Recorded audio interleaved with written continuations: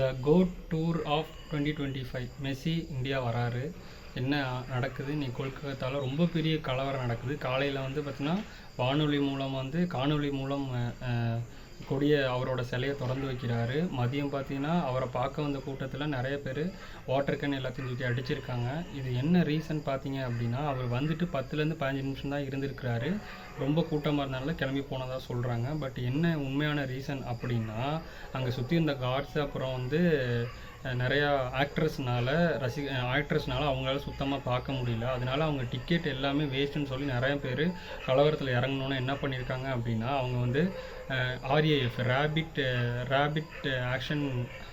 Rapid action ஃபைன்னு சொல்லி ஒரு படையை வந்து கீழே இறக்கி ரசிகர்கள் மேலே வந்து தடியடி வந்து நடத்துகிறதா சொல்லியிருக்காங்க. பட் என்ன உண்மைன்னு நம்மளுக்கு தெரியல. ஆனால் என்னதான் இருந்தாலும் அவங்க வந்து வரது வந்து மெஸ்ஸிக்காக தான் வந்திருக்காங்க. அதனால் அவங்களுக்கு கொடுக்க வேண்டிய மரியாதை நம்ம கொடுத்து தான் ஆகணும். இன்னொன்று, ரசிகர்கள் வராங்க அப்படின்னா அவங்களோட சேஃப்டியும் நம்ம கன்சிடர் பண்ணி அவங்களும் பார்த்து வரணும்.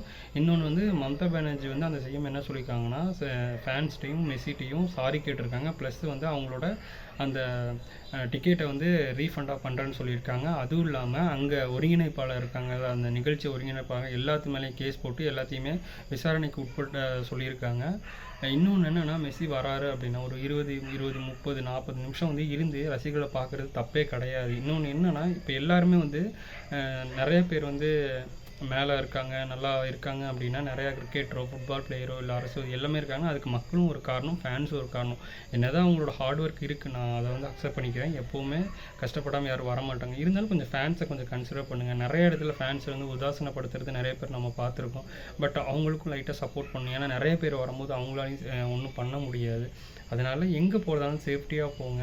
மெஸ்ஸி வந்து இதை கன்சிடர் பண்ணிவிட்டு சீக்கிரமாக ஃபேன்ஸை பார்க்கணுன்றது என்னோட ரொம்ப ஆசை. மெஸ்ஸிக்கும் சாரி கொடுக்கலாம், ஏன்னா அவரோட பிஸி ஷெட்யூலில் இந்தியாவுக்கு வர்றது.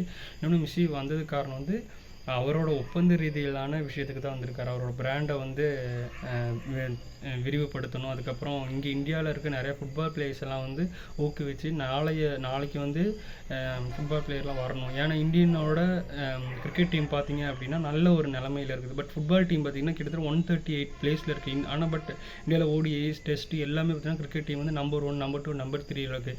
ஆனால் இந்தியாவில் கிரிக்கெட்டை விட ஃபுட்பாலுக்கு ரசிகங்க அதிகமாக இருக்குது. ஏன்னா நீங்கள் கேரளாலாம் போய் பார்த்தீங்கன்னா, நான் ஸ்கூல் படிக்கும் போது நிறைய ஃபுட்பாலில் விளையாடுவாங்க. நான் நினச்சிருக்கேன் இங்கே வந்து கிரிக்கெட்டோட ஃபுட்பால் நல்லாயிருக்கும். ஆனால் பாருங்கள், லெஜெண்ட்ஸ் எத்தனையோ பேர் இருந்திருக்காங்க. சுனில் சேத்ரி இந்த மாதிரி நிறைய லெஜெண்ட் இருந்திருக்காங்க. ஆனால் பார்த்தீங்களா என்ன ஆகுது அப்படின்னா, நம்மளால் மேலே வரவே முடியல. நம்ம இதில் பார்த்தீங்கன்னா சிவான்னு சொல்லி ஒரு புதுக்கோட்டை பையன் இருக்கார், ஃபுட்பால் பிளேயர். இந்த மாதிரி நிறைய பேர் மேலே வரணுன்றதுக்காக இவர் இந்தியாவுக்கு வந்து டூருக்கு வந்திருக்காரு. அதனால் இதை மதித்து பிரச்சனையாக பண்ணாமல் இதை சால்வாக போகிறது எனக்கு. இன்னொன்று, அங்கே கைது செய்யப்பட்ட எல்லாத்தையும் விடுதலை செய்யணும். இன்னொன்று, அவங்க மேலே கேஸ் போட்டால் அவங்களோட லைஃப் ஸ்பாயில் ஆயிரும். இதை வந்து மம்தா பானர்ஜி அரசு வந்து கன்சிடர் பண்ணணும்னு நான் கேட்டுக்கிறேன். தேங்க்யூ.